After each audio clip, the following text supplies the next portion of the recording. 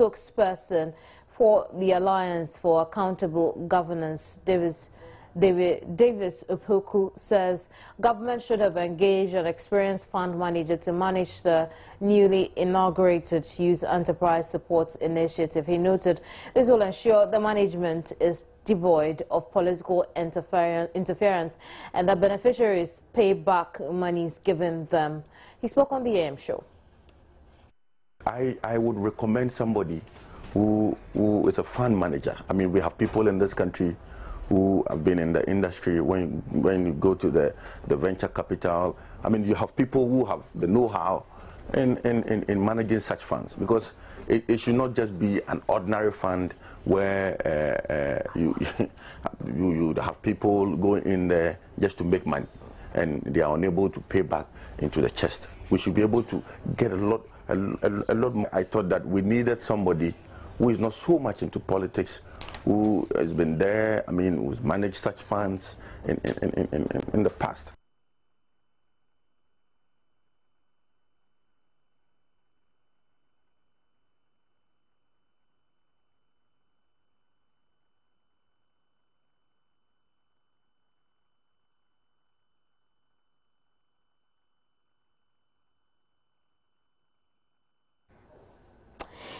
Meanwhile, General Secretary for the People's National Convention has been reacting to this matter as well. Listen.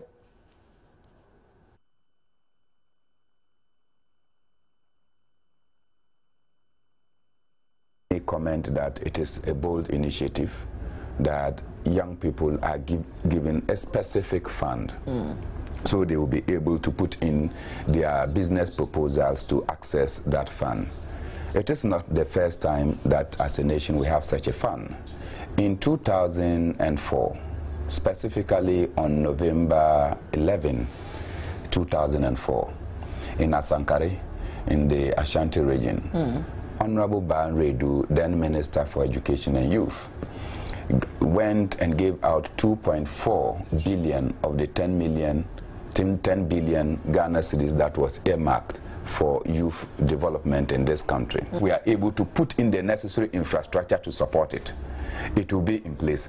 The difficulty I have with it is that, once again, it has defied institutions, because we have institutions that are capable of managing this. Such as the National Youth Authority, which is carved out of or is a wing of the National Youth Ministry of Youth and Sports. You have the National Service. You even have MASLOC. Yeah. Beyond that, you have JIDA. These are institutions that we could have still used and created this fund within those institutions that could be managed.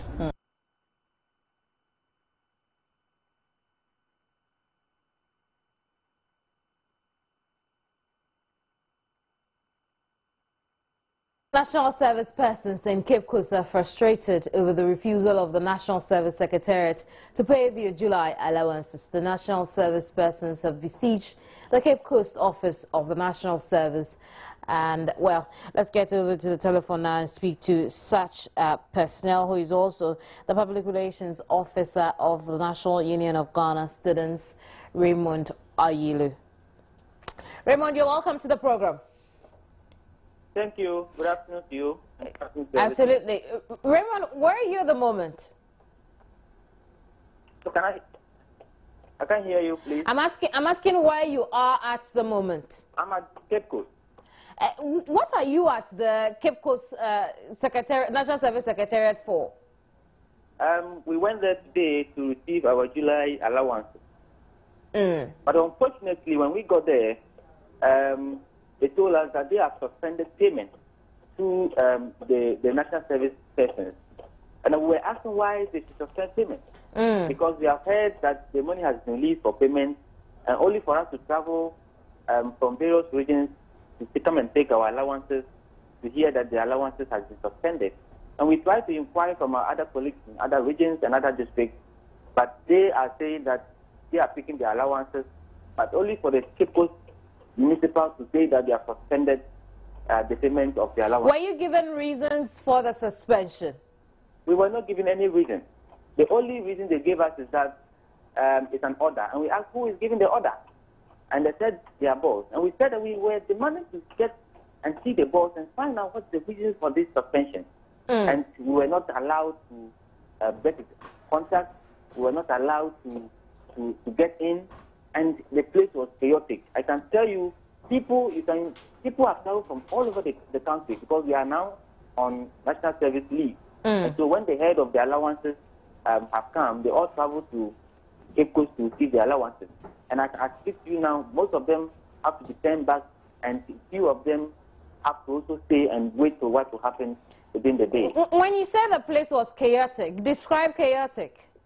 I mean, people were not understanding why they should work, and they are coming to receive their allowances. And you tell them that you have suspended payment. I have never heard of this in anywhere except in Ghana, that somebody will work and he's told to come and receive his money, only for the person to come and you tell him that his money has been suspended. By who?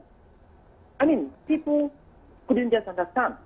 I mean, that is not how, I mean... And this is peculiar only to service personnel in Cape Coast? Yes. I mean, this dated back from the beginning of our service. Whenever we go there, we will hear that most of our colleagues around the country would take their service allowances. By 30th, 31st, we have to stay more 2 weeks before we go. And we find out what's the reason. Because the checks are signed on the same day. But why do you think it's only Cape Coast that it happens to? That is the reason why we are now bringing this issue to the notice of the public. That this cannot continue. No, they should treat us as mature people who want to serve their nation. They shouldn't let the national service be as if it's a pain or something that we are forced to do. We feel as young people we need to serve our nation. And that is why we have come out utilizing all our energy to serve our nation. Are we going to see you take any action anytime soon? Well, this is the first move that we are taking to draw the attention of the national office of this issue going on in Cape Coast here.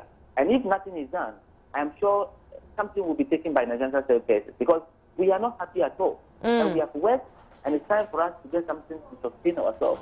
You know, this is a scheme to us, but yet they are coming to take it to sustain ourselves, only to be told you have suspended, and without any reason. I think it's unfortunate, and I think that people should be called to book, and people should demand accountability. And if not because of the intervention of other people there, I'm sure what would have happened that day wouldn't have been those, because the people have to demand accountability now. We can't continue. We have been trained as students to demand accountability. And that was what's happening there. Raymond, we'll leave our conversation here. Thank you very much. We'll follow up on this and bring you updates in subsequent broadcasts. Raymond Ayulu is NUC's PRO.